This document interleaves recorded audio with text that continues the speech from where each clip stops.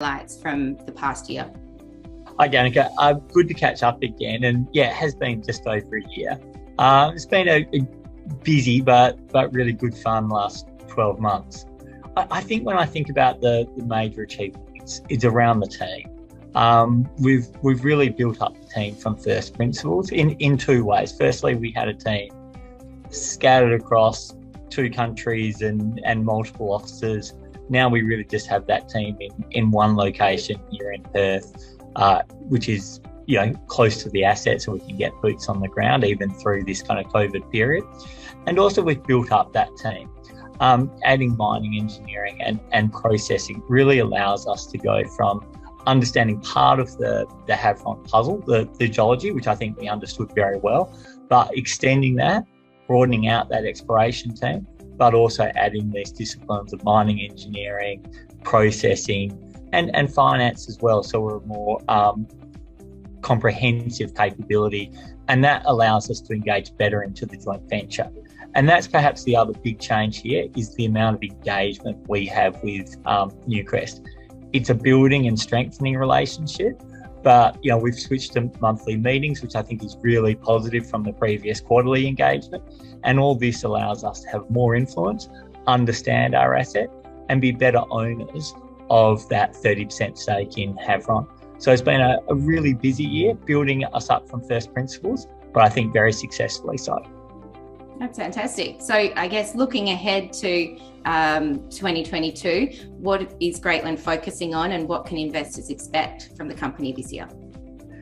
Yeah, look, 2022, we're in this transition year.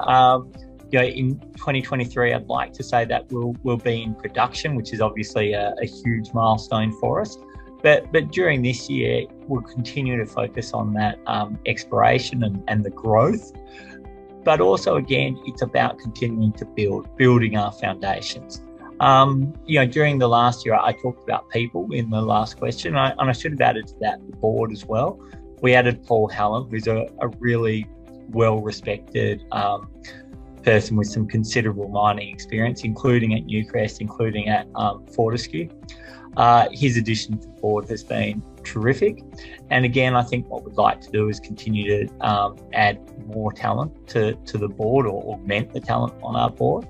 And I think that gives us more opportunity within the marketplace. And I think if we can surround the company and bring in more A-grade talent, both on the board and within the management team, it gives us a higher probability for success. So continuing to develop that board is going to be a really core focus for us this year, but also just continue to punch into that the Haveron ore body and build it up. Because remember, that study was only really on that fraction of the ore body in the southeast crescent.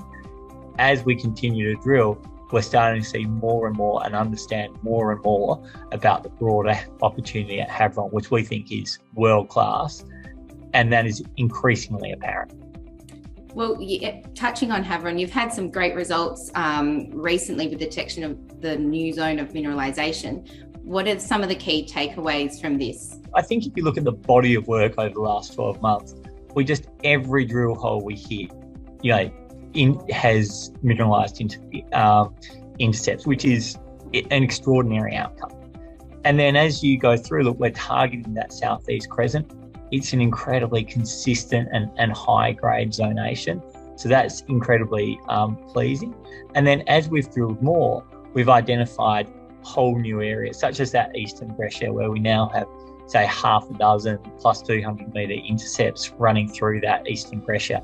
Haveron doesn't need to expand to be world-class, but it's amazing that we have that eastern breccia.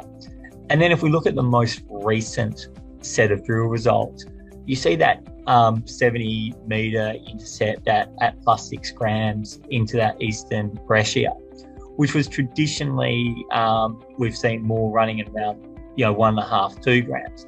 So seeing that kind of high-grade intercept, that's really interesting. And I think it opens up, firstly, it's about 200 metres further to the south. So that's interesting as to what it does to the size of that eastern breccia. The other way to look at it is we're getting southeast crescent zone grades down in that area. So does that lend itself to another high grade area, just the southeast present, moved down in that direction. But that was a stunning intercept. And really, when you start getting intercepts of that grade over that width, you really do feel you're on something. So really excited about that result. But it's one in so many good results. And, Haveron just continues to give. And that's all part of delivering, firstly, this startup mine as the southeast present, tailor-made for our balance sheet, drive in, get into production, move that high-grade ore through the mill and generate free cash flow, but then to reinvest into the broader Haveron opportunity. It's brilliant to work on an ore body like this. Is there anything exciting happening on the front of the other projects that you've got in your portfolio? Yeah, look, we continue to drill in that Patterson area, including on the mining lease itself. I think that's actually, some really interesting ground there. And there's no better place to look for gold copper than where it's already been found. So looking on that mining lease, but again, on 100% owned scallywag, that's to the northwest, directly along structure from Haveron. So you'll continue to see us drill through there.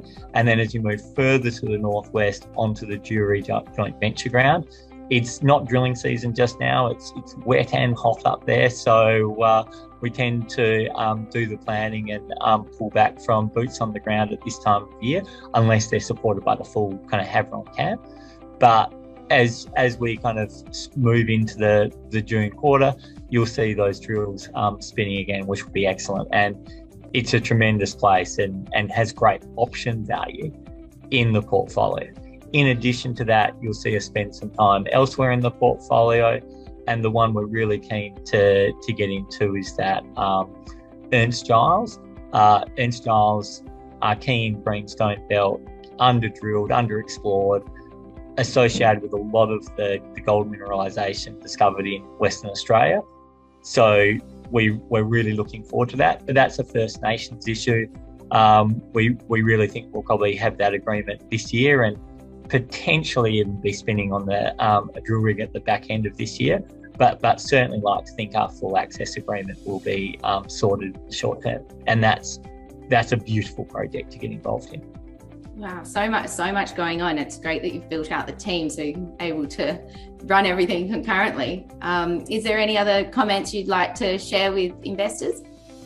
Look, I think just that 2022 is a really busy year. It's jam-packed. We're going to continue to do the exploration drilling, both growth and in-drill, which I think leads to improved resource and reserve statements, which I think are a good catalyst for value. On top of that, we'd like to be fully funded.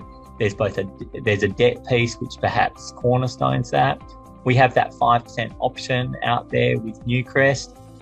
In some ways, that's part of this transition to getting onto an even keel. So, we're spending a lot of time, energy and effort working through that to try to get a fair result for Greatland shareholders. And then as we move into the back half of the year, we have the feasibility study, which already is flagged to be 50% bigger than the pre-feasibility study. And of course, on the back of that, you have the financial investment decision or the final investment decision. And then we're inside of 12 months to first production. So yeah, look, good fun, lots to do. But increasingly we're comfortable that we have a team to deliver that and deliver it really well for the benefit of shareholders.